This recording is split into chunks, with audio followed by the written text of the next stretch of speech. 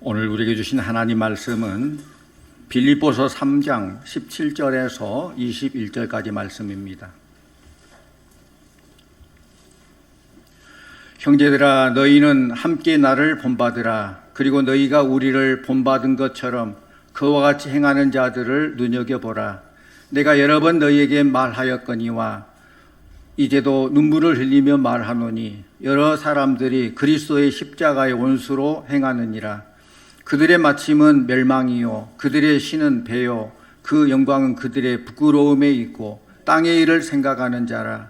그러나 우리의 시민권은 하늘에 있는지라. 거기로부터 구원하는 자 곧 주 예수 그리스도를 기다리노니 그는 만물을 자기에게 복종하게 하실 수 있는 자의 역사로 우리의 낮은 몸을 자기 영광의 몸의 형체와 같이 변하게 하시리라. 아멘. 할렐루야 찬양대에 찬양이 있겠습니다.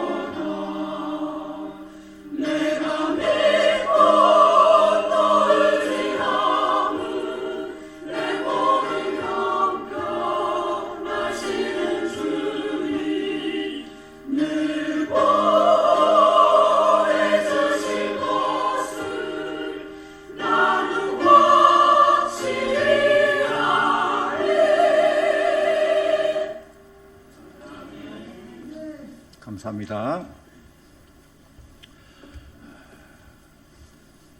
사람은 혼자서는 살 수 없는 존재입니다. 한자로 사람 인자를 보아도 혼자 서 있는 게 아니라 서로 지지해주며 서 있을 때에 올바로 서 있을 수 있죠. 아리스토텔레스는 인간은 사회적인 동물이다라고 말했습니다. 모든 인간은 서로 돕고 의지하면서 하나의 공동체를 이루고 살아갈 수밖에 없다는 것입니다. 어차피 사람은 혼자는 살 수 없는 존재인데 그러다 보니까 내가 누군가에게 영향을 주기도 하고 또 누군가에게 영향을 받기도 합니다. 우리가 깊은 고민을 해봐야 돼요. 내가 누구에게 영향을 주고 있는가? 내가 누구의 영향을 받고 있는가? 개를 키우는 사람 옆에서는 개 냄새가 난다고 그래요. 방향제를 뿌려도 그 냄새가 가시질 않아요. 또 눈에 잘 안 보이지만은 크고 작은 개털이 군데군데 붙어 있을 수 있어요. 그 뭐냐? 개의 영향을 받고 있다는 것이죠. 요즘은 또 시대가 좀 이렇게 돼서 개 장수가 별로 없지만은 옛날에는 개 팔아요. 개 장수 왔다 갔다 했어요. 그러면 동네 개들이 다 꼬리를 내려요. 왜 그런지 아십니까? 달아요, 개들이. 자기 동족의 피냄새를 맡은다고 그래, 멀리서도. 아무리 사나운 개도 꼬리를 내립니다. 그 뭐예요? 다 알고 있다는 거예요. 영향을 받는다는 거예요. 성도 여러분, 여러분의 주위에서 여러분에게 영향을 주는 사람은 누구입니까? 또 여러분은 누구에게 영향력을 끼치고 있습니까? 오늘 본문에 와서 보면은 빌립보 교인들에게는 사도 바울이 있었고 사도 바울은 빌립보 교인들에게 나를 본받으라 라고 말하고 있어요. 그러니까 적어도 빌립보 교인들에게 영향력을 끼친 사람은 사도 바울 자신이었다는 거예요. 이것은 우월감이나 교만에서 한 얘기가 아니에요. 또 빌립보 교회를 무시해서 한 얘기는 아니에요. 단지 사도 바울은 실제적인 교훈을 빌립보 교인들에게 제시해주고 있습니다. 이건 신앙에 대한 자신감이에요. 사도 바울은 예수 그리스도의 삶을 살고 있는 자신의 모습을 자신감 있게 나타내고 자신이 그리스도를 본받아 사는 그 모습, 그 자신이 있었다는 것이죠. 여러분, 나를 가장 잘 아는 사람이 누구예요? 잘 아는 사람은 나예요.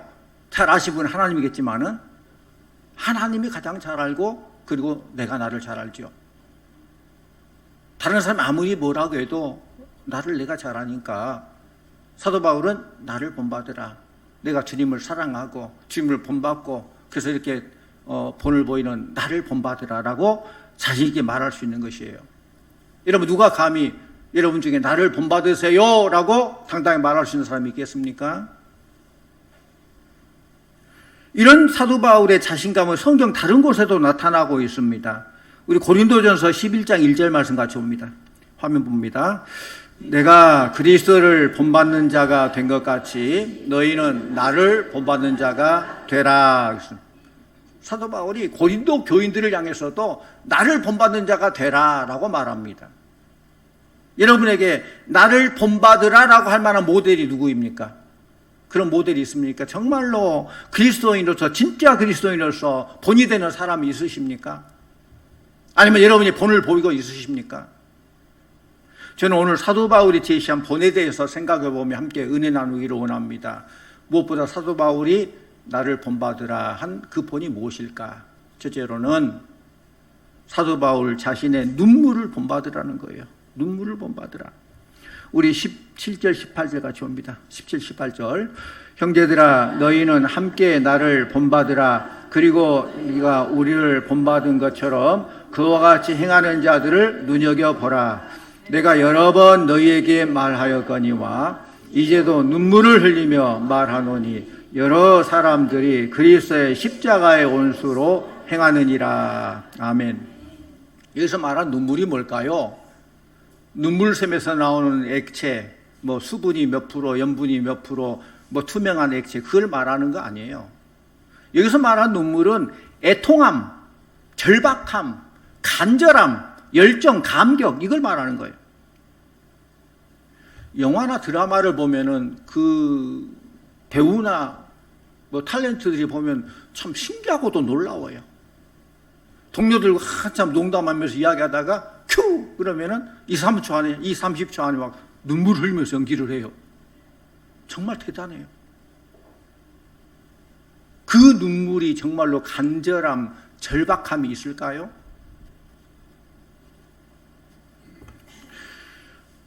오늘 이 본문에는 사도 바울의 눈물이 나오는데 이 눈물은 영혼을 바라보면서 흘리는 눈물, 그 영혼들이 십자가의 온수가 됨을 애통해하면서 흐르는 그런 눈물이에요. 세상의 멸망과 부끄러움을 바라보면서 절박한 심정을 흐르는 사도 바울의 눈물을 보게 됩니다.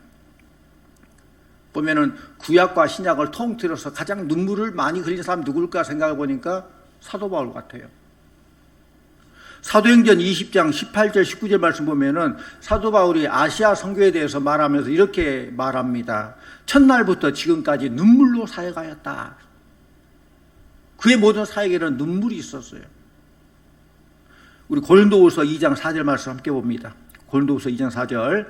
내가 마음에 큰 눌림과 걱정이 있어 많은 눈물로 너희에게 썼노니 이는 너희로 근심하게 하려 한 것이 아니요 오직 내가 너희를 향하여 넘치는 사랑이 있음을 너희로 알게 하려 함이라.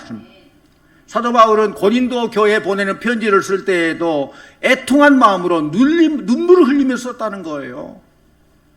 사랑하는 성도님들, 예수를 믿는다는 것이 뭡니까? 예수를 믿는다는 것은 우리 마음속에 그리스도의 사랑을 품고 열정과 감격을 가지고 그분을 섬기고, 쉽게 말하면 눈물이에요, 눈물. 지금 여러분에게 그런 눈물이 있습니까?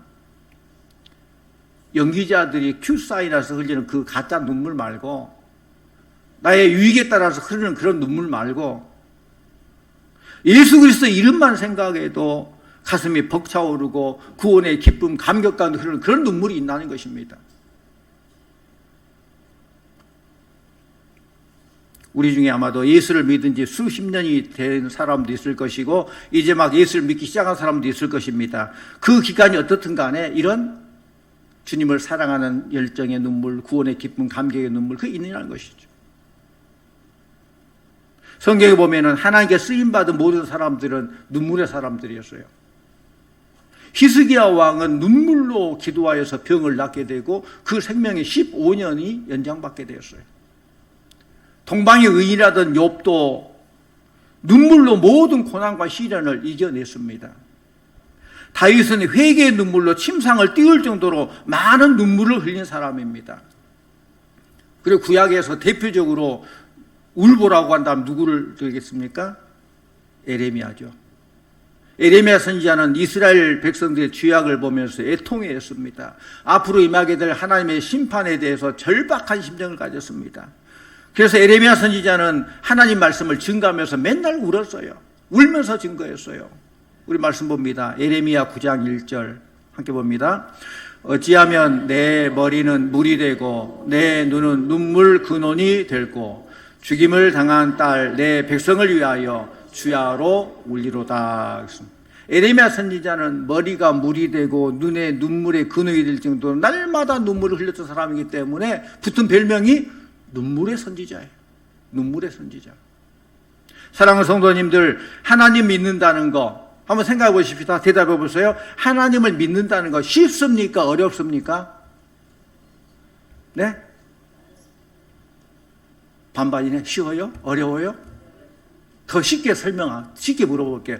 다른 종교하고 비해서, 다른 종교와 비할 때 예수 믿는 거 쉬워요? 어려워요? 이제 답이 좀 나오네요. 쉬워요. 우리 하나님께서 니네들 내 앞에 3,000번 절해야 돼? 허리가 부러지게 절해야 돼? 그렇게 얘기 안 하셨어요. 며칠 굶어야 돼? 고행을 해야 돼? 무엇을 많이 막 외워야 돼? 주문 외워야 돼? 그렇게 말씀하지 않았어요. 믿기만 하라. 믿으라는 거예요. 믿는 거. 단지 하나님은 내가 너에게 베풀어진 그 사랑을 다 받아들이고 그에 대해서 그냥 감사, 감격만 하라는 거예요. 사랑받고 그 사랑에 대해서 기뻐, 감격하고 구원의 눈물을 흘리라는 것입니다. 이것은 부모의 심정으로 이해할 때 좀 이해가 쉬울 거예요. 부모님들은 자녀들의 은혜에 대해서 얼마나 부모들이 자녀를 위해서 많이 수고하고 막 하지 않습니까? 그래서 자녀들에게 뭘 요구해요? 뭐 맛있는 것 많이 사라? 날마다 와서 절을 몇 번씩 해라? 뭐 용돈 얼마씩 보내라? 그거 요구하지 않잖아요. 그냥 알아만 달라는 거예요. 알아만 달라. 부모님들은 자녀들에게 부모의 은혜에 대해서 감사의 표현으로 그냥 이런 고생한 것도 모든 것도 그냥 다른 것도 원치 않습니다. 그냥 부모가 주는 사랑을 다 받기만 하고 그 사랑을 알아주기만 하라는 것입니다. 엄마가 나에게 뭐 해준 거 있어? 그런 말 하지 말고 그냥 알아달라는 거예요. 우리 하나님도 그렇다는 것입니다. 내가 주는 사랑을 받고 그에 대해서 그냥 감격만 하라는 거예요. 감사라는 거예요. 사랑하는 성도님들, 애통함이나 감격이 없이 하나님 믿는다는 것은 거짓말이에요. 믿음은 뜨거운 가슴으로 믿는 게 진짜 믿음이에요. 그 속에 애통함이 있고 간절함이 있고 하나님에 대한 열정과 감격이 있는, 바로 눈물이 있는 그 믿음이 진짜 믿음인 거예요. 어떤 사람은 그렇게 아주 고상한 척하며 이렇게 말해요. 찬양하고 기도하면서 눈물 흘리는 것, 나는 안 좋아. 난 그렇게 해서 안 믿을 거야. 그렇게 다짐하며 교회 다니는 사람들이 있어요. 이런 사람들은 하나님 믿는 어느 일정한 범위 내에서만 믿겠다는 거예요. 선을 딱 그어놓고 이 선 안에서만 예수 믿겠다는 거예요. 그러니 그 사람의 눈물이 있겠습니까? 우리가 믿음을 가지고 일을 하려고 하면 반드시 필요한 것이 눈물이라는 거예요. 사랑하는 성도님들, 냉랭한 가슴을 버리고 하나님을 뜨겁게 사랑하고 주님의 뜨거운 눈물을 흘릴 줄 아는 그런 성도가 되기를 원합니다. 또 두 번째로 본받아야 될 사도 바울의 모습은 마음 중심에 땅의 일을 두지 말라는 거예요. 오늘 말씀 우리 다시 한번 같이 보시죠. 18절 19절 같이 봅니다. 18절과 19절. 내가 여러 번 너희에게 말하였거니와 이제도 눈물을 흘리며 말하노니 여러 사람들이 그리스도의 십자가의 원수로 행하느니라. 그들의 마침은 멸망이요 그들의 신은 배요 그 영광은 그들의 부끄러움에 있고 땅의 일을 생각하는 자라. 아멘. 사도 바울이 말하기를 십자가의 원수가 있고 십자가의 원수의 마지막은 멸망이다라고 했어요. 18절 하반절에는 그리스도의 십자가 원수로 행하느니라. 19절 상반절에는 그들의 마침은 멸망이요. 그랬어요. 어떤 사람이 십자가 원수입니까? 바울은 세 가지 형태를 말하고 있어요. 첫째로는 그들의 신은 배요. 자신의 배만 위하는 사람. 하나님 중심의 사람이 아니라 내 배를 채우기 위해서 사는 사람이 바로 십자가의 원수라는 거예요. 두 번째로는 부끄러움을 영광으로 하는 사람. 그랬어요. 이 본문에 나온 이 부끄러움을 어원적으로 보면은 벌거벗은 부끄러움을 말해요. 그러니까 어떤 벌거벗고 음란을 행위를 하고 이런 것들을 영광적으로 알고 뭐 자랑하며 영광스럽게 여기는 그런 사람이 바로 십자가의 원수라는 거예요. 세 번째로는 땅의 일을 생각한다고 했어요. 땅의 일을 생각하는 사람, 오직 땅에만 소망을 가지고 인생의 목적을 찾는 사람이 바로 십자가의 원수라는 거예요. 결국 사도 바울이 말하고자 하는 바가 뭡니까? 땅만 바라보며 사는 사람은 멸망의 백성이 된다는 거예요. 그들의 마침은 멸망이요. 그랬어요. 성도님들은 어디에 소망을 두고 어디를 바라보면서 살고 계십니까?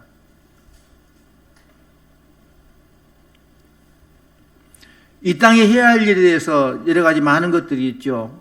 우리도 어떻게 보면은 솔직히 우리가 사는 모습이 세상 사람과 크게 다르질 않아요. 보면은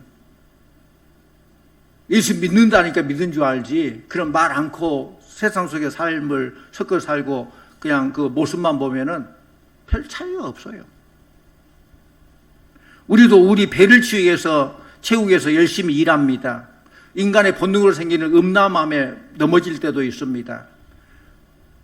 이 땅에서 해야 될 일들, 이 땅의 문제들을 놓고 고민도 하고 근심도 합니다. 세상 사람들과 사는 모습이 별로 다르지 않아요. 이렇게 세상 사람들과 다르지 않음에도 불구하고 우리 믿음의 백성들은 십자가의 원수가 아니라 십자가 군사인 줄로 믿습니다. 왜 그렇습니까? 우리에게는 믿음이 있기 때문에.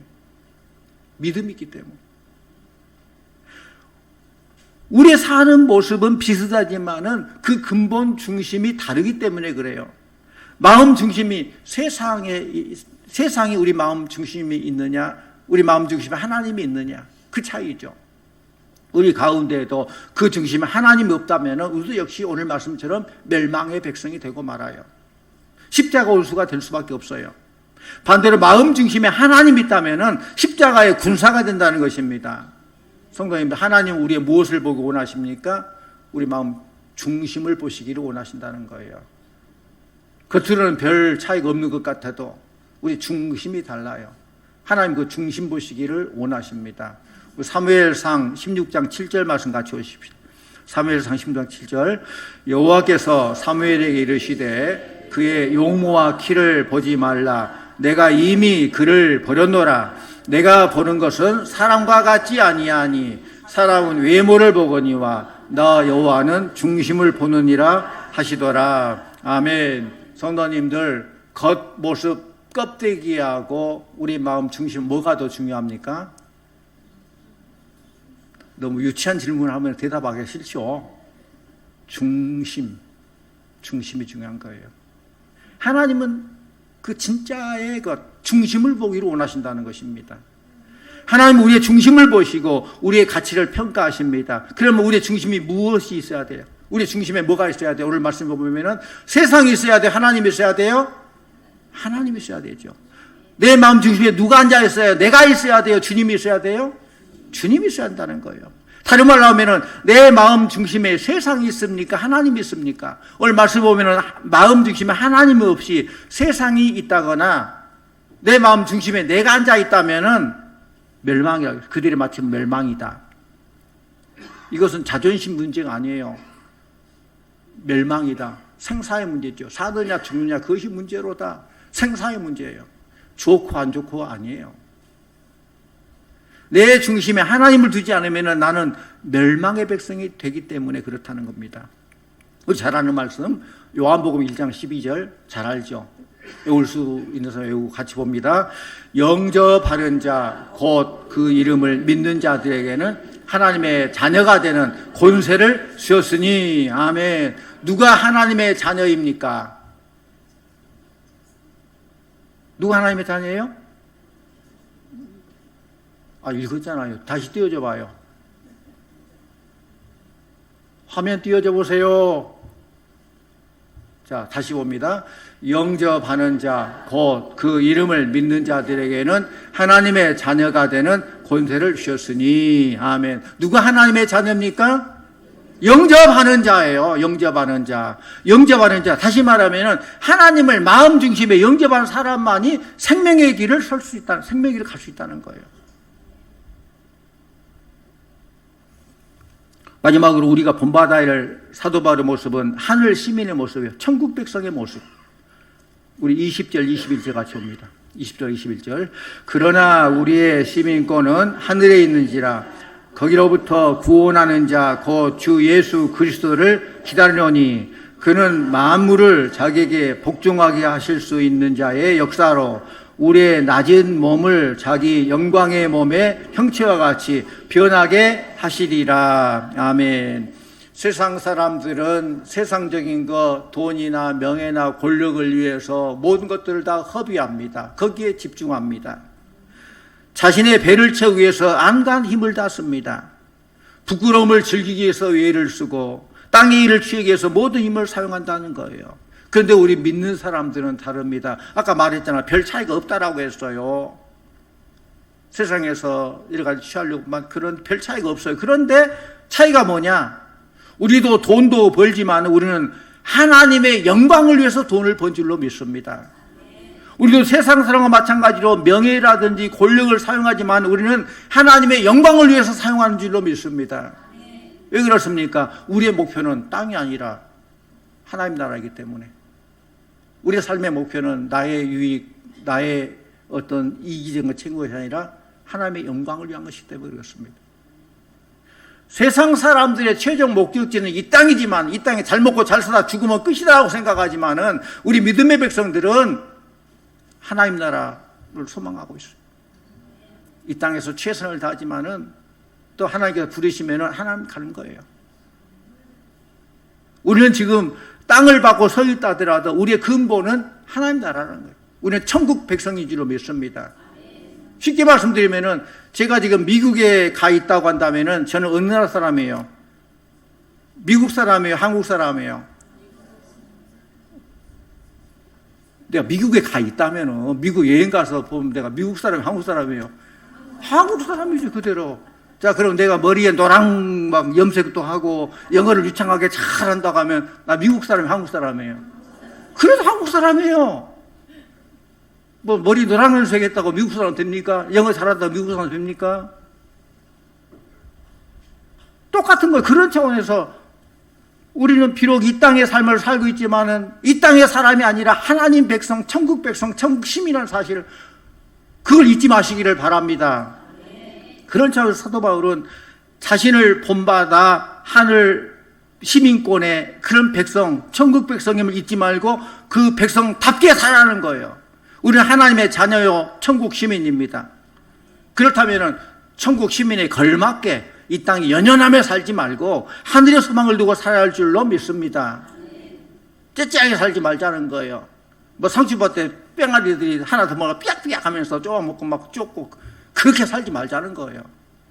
하늘을 바라보며 천국 소망 가운데 살라는 거예요. 어떻게 사는 것이 천국 소망 가운데 사는 것입니까? 오늘 말씀 읽었던 것처럼 20절, 21절 말씀처럼 다시 오실 주님을 바라보며 종말론적 신앙을 갖자는 것입니다. 다시 오실 예수 그리스도를 바라보고 부활의 신앙을 갖는 것이 바로 천국 시민다운 삶의 모습이에요. 가슴에 그리스도의 열정을 품고 재림하실 우리 주님을 바라보며 소망하며 살아야 되는 것이죠. 그 천국 시민. 그것이 바로 사도 바울이 나를 본받으라. 본을 보이는 모습이고 우리가 본받아야 할 모습이에요. 사랑하는 성도님들, 오늘 이 말씀을 통해서 그리스도의 열정이 우리 가운데 다시 회복되기를 소망합니다. 만나는 사람마다 나를 본받으세요. 내가 믿는 예수를 당신도 믿으세요. 전할 수 있는, 힘차게 용기 있게 전할 수 있는 그리스도의 거룩한 백성이 되시기를 바랍니다. 우리 모두가 그리스도의 재림을 소망하면서 가슴에 열정을 붓고 하늘 시민다운 그런 모습으로 살아야 돼요. 이 땅에 발을 딛고 산다고 이 땅에 속한 자가 아니라 이 땅에서 물론 최선을 다해야 돼요. 우리 사명이에요. 이 공간에서 이 시대에 해야 될 일을 감당해야 돼. 그러나 하나님 부르실 때 언제라도 믿음 안에 주님 앞에 나갈 수 있는 그런 믿음의 성도, 그리고 우리가 누구보다도 주님을 본받고 그 본받은 것을 본을 보이는 그런 사랑의 성도님들, 본을 보이는 성도님들 다 되시기를 간절히 축원합니다. 기도하십시다. 하나님 아버지 감사합니다. 나 같은 이 살려주시고 예수 믿고 구원을 얻게 해주시고 이 땅의 삶을 살면서도 천국을 소망하며 천국 백성으로 살게 됨을 감사드립니다.